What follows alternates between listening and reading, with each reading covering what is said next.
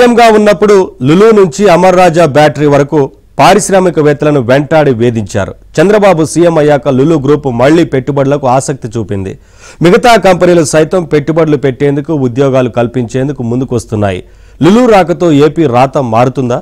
Speed of doing business దిశగా AP అడుగులు వడివడిగా పడ్డట్లేనా?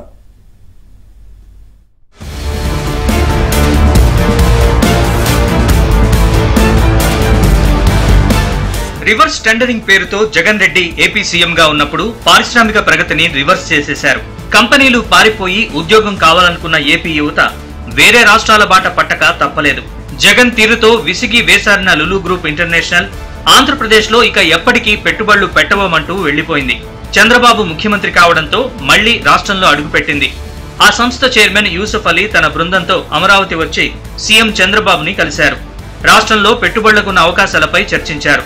విశాఖపట్నంలో మాల్, మల్టీప్లెక్స్, విజయవాడ, తిరుపతిలో హైపర్ మార్కెట్, మల్టీప్లెక్స్ల నిర్మాణంతో పాటు ఆహార శుద్ధి రంగంలో పెట్టుబడులకు యూసుఫ్ అలీ ఆసక్తి చూపారు.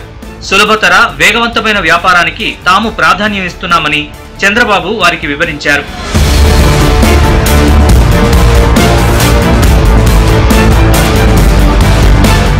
లులు గ్రూప్ వంటి సంస్థల రాకతో పారిశ్రామికవేత్తల్లో ఆశలు చిగురించాయి.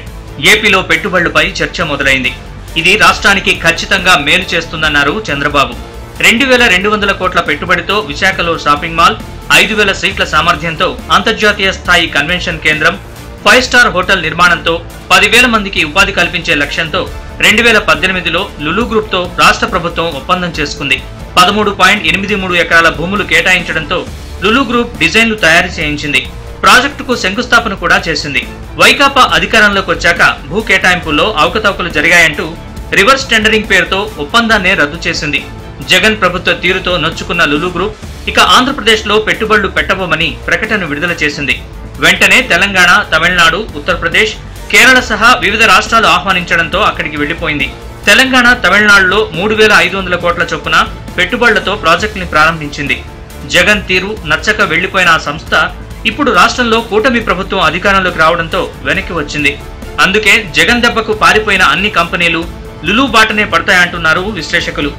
లులు లాంటి సంస్థలే కాదు, అనేక పరిశ్రమలు కూడా ఆంధ్రప్రదేశ్లో విశాఖపట్నం కావచ్చు, కర్నూలు లేదా అమరావతి, అన్ని ప్రాంతాల్లో కూడా పరిశ్రమలు, వాణిజ్య సంస్థలు పెద్ద ఎత్తున రావాల్సినటువంటి అవసరం ఉన్నది.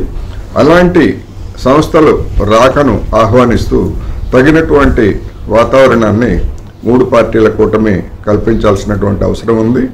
అనవసరమైనటువంటి వివాదాలను రేపడం ద్వారా రాష్ట్రంలో పరిస్థితులు సజావుగా లేవు అనేటువంటి అభిప్రాయానికి తావివ్వకుండా జాగ్రత్తలు తీసుకోవాల్సినటువంటి బాధ్యత 3 పార్టీల మీద ఉన్నది.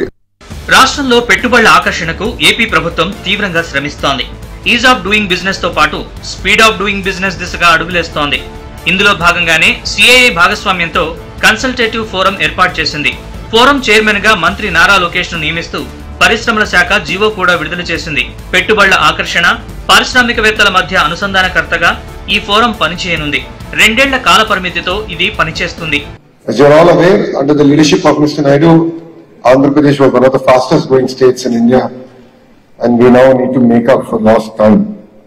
We are aligned with the Honorable Prime Minister's vision of Vikasit Bharat. We are coming up with our vision for our state. In 2047, we want to be among the top 3 economies in India, and that will be powered by good infrastructure. ఏపీలో సంపద సృష్టి, పెట్టుబడుల ఆకర్షణపై దృష్టి పెట్టింది కూటమి ప్రభుత్వం. రాష్ట్రంలో 10 ఓడరేవులు, 10 విమానాశ్రయాలు, మెరుగైన రోడ్డు రవాణా, లాజిస్టిక్ సౌకర్యాలు అందుబాటులో ఉన్నాయి. వాటిని ఉపయోగించుకుని పోర్ట్ ఆధారిత పరిశ్రమల అభివృద్ధిపైన ప్రభుత్వం దృష్టి పెట్టనుంది. ప్రభుత్వం నేలవిడ్చి సాము చేయదలుచుకోలేదు. Green energy, green hydrogen, electric వాహనాల తయారీ, ఆక్వా, ఆహార శుద్ధి రంగాల్లో పెట్టుబడుల ఆకర్షణకు అవకాశం ఉందన్నారు చంద్రబాబు నాయుడు. ప్రభుత్వం, ప్రజలు, ప్రైవేట్ సంస్థలు భాగస్వామ్యం కావాలని ఆయన పిలుపునిచ్చారు. రాష్ట్రం నుంచి 53% ముడి సరుకులు ఇతర రాష్ట్రాలకు ఎగుమతవుతున్నాయి. వాటిని ఉపయోగించి ఇక్కడే కొత్త ఉత్పత్తులు తయారు చేసేందుకు ప్రయత్నిస్తోంది.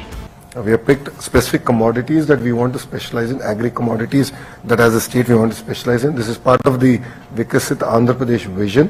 We're going to back it with research centers, So like a great example of that is mango, dragon fruit, chiku, a banana. Andhra is already very big. We can do a lot more, and with the industry support, of course. Saying that there are also like dates is a big opportunity for us in the Rayalaseema region. So we're looking at specific commodities, going deep, backed with research, giving clear inputs to the farmer and building that out. పరిశ్రమల ఏర్పాటుకు అవసరమైన అనుమతులను వేగంగా ఇస్తోంది చంద్రబాబు ప్రభుత్వం.